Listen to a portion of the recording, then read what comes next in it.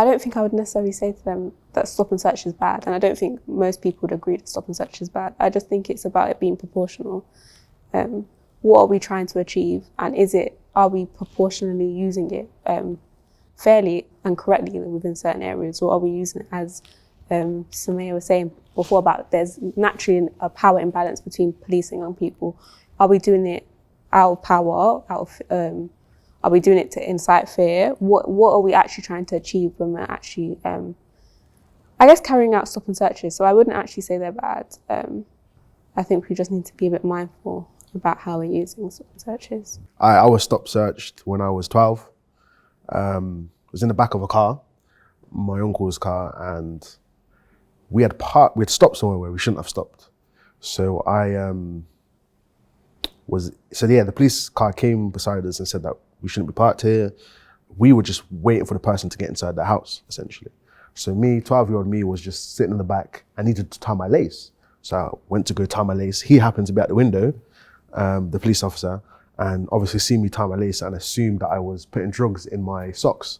So I was stopped and searched outside the car, basically. There was like 3 police officers there. It was mainly instigated by 1 police officer.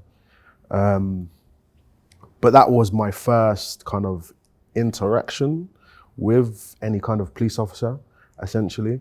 So for me, that was quite scary. In my area, where I grew up in London, it's one of the most deprived boroughs, and very recently, it's probably one of the worst boroughs for crime, especially youth crime as well.